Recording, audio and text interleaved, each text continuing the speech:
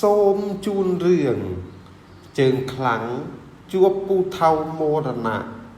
នៅកាលនោះនៅលើកំពូលភ្នំសុមេរុ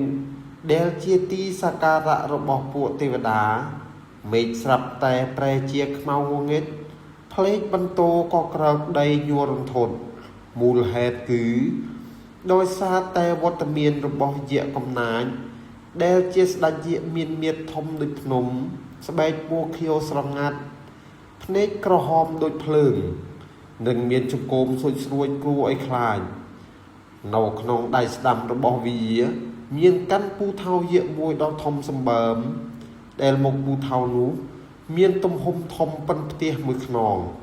សំលៀងយ៉ាងមុតស្រួចចាំងផ្លេកគួរឲ្យព្រឺព្រួច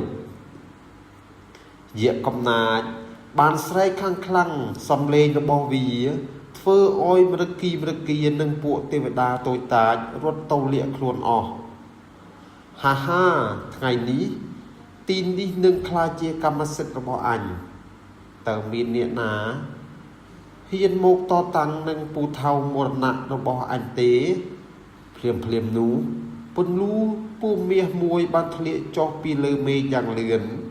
មកឈរនៅចំពោះមុខយក្សនោះគឺអាទិទេពដែលមានរូបរាងធំរឹងមាំ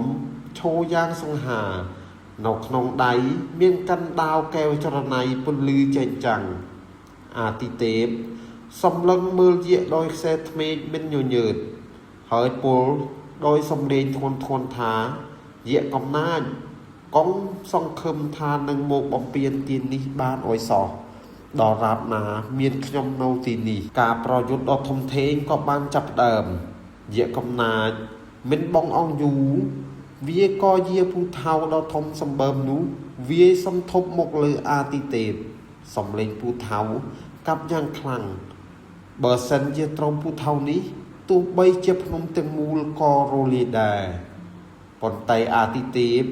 មានភាពរហ័សរហួនទ្រង់បានលោតកិច្ចចេញពីមុខពូថៅបានយ៉ាងលឿនសំលេងពូថៅបុកនឹងដីធ្វើឲ្យដីបែកហុយទ្រលំកើតជាស្នាមប្រេះធំសម្បើម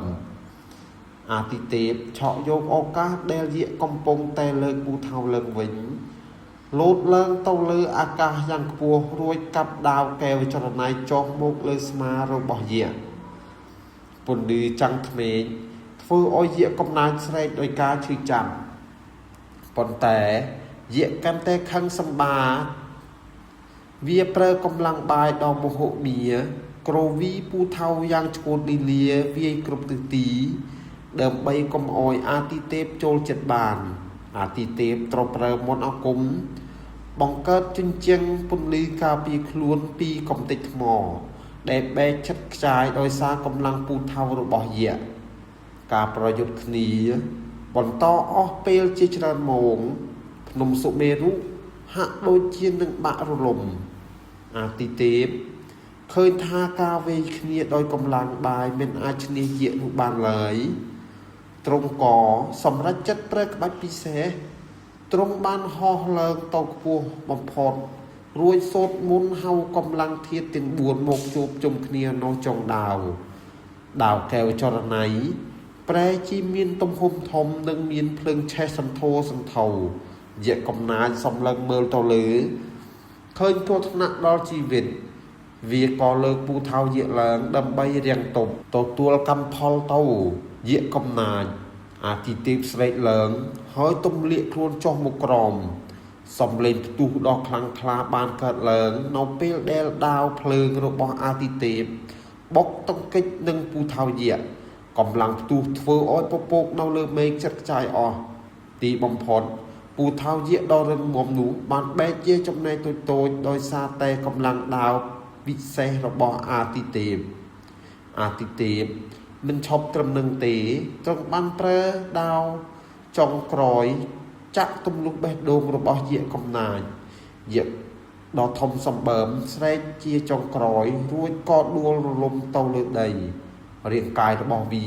បានប្រែជាផ្សែងខ្មៅហើយរលាយបាត់ទៅមេឃក៏ប្រែជាស្រឡះពន្លឺព្រះអាទិត្យចាំងចុះមកវិញ អាទិទេពឈោយ៉ាងមានន័យនៅលើកំពូលភ្នំសំឡឹងមើលទឹកដីដែលត្រឡប់មករកសេចក្តីសុខសាន្តវិញបាទសាច់រឿងដល់ទីបញ្ចប់សូមអរគុណចំពោះការតាមដានវីដេអូពីដើមរហូតដល់ចប់សូមអរគុណ